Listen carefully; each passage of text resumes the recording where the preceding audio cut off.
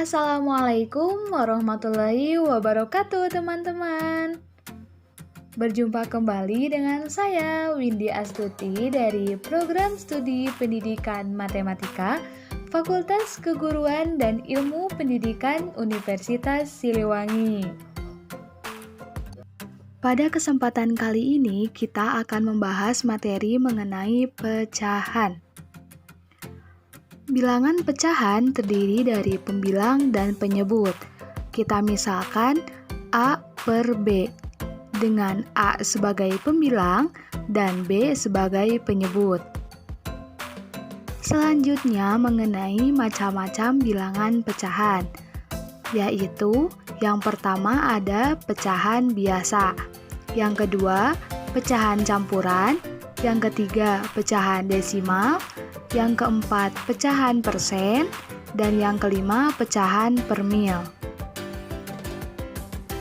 Agar lebih paham, mari kita bahas mengenai macam-macam bilangan pecahan satu per satu.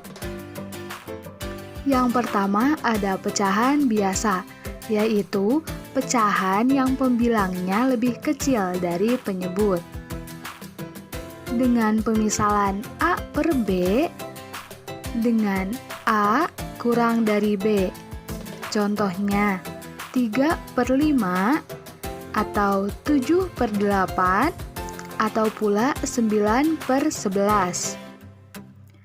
Dari contoh tersebut dapat terlihat bahwa pembilangnya lebih kecil dari penyebut, yaitu 3 lebih kecil dari 5, 7 lebih kecil dari 8, dan 9 lebih kecil dari 11.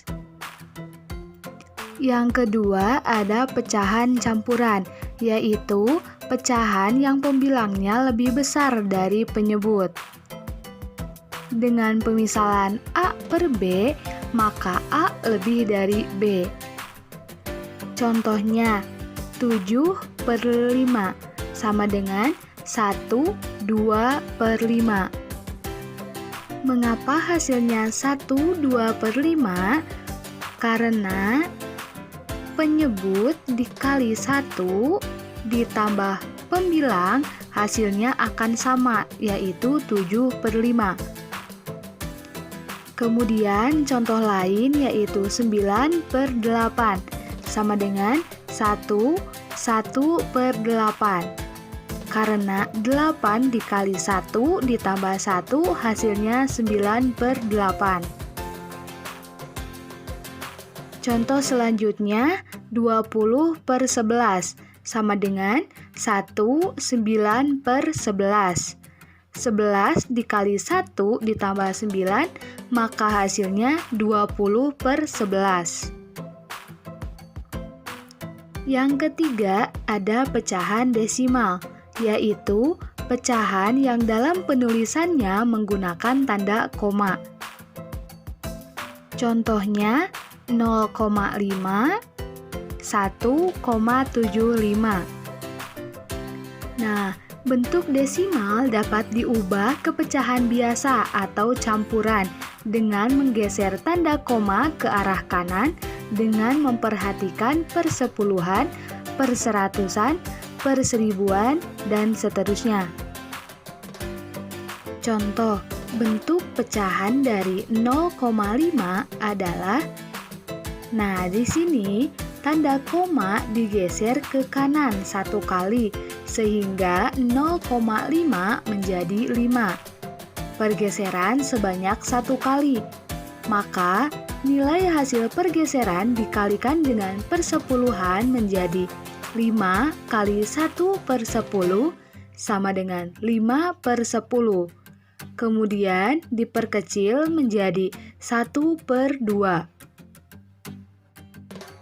Contoh lain, bentuk pecahan dari 1,75 adalah, untuk menyelesaikan soal tersebut, maka tanda koma digeser ke kanan 2 kali sehingga 1,75 menjadi 175. Pergeseran sebanyak 2 kali.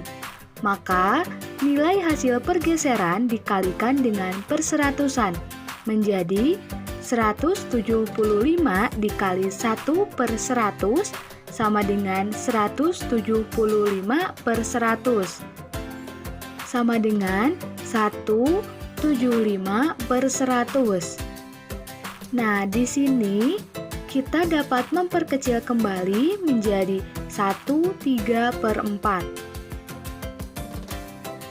Yang keempat ada pecahan persen, yaitu pecahan yang menggunakan lambang persentase yang berarti per 100. Dengan A persen berarti A per 100.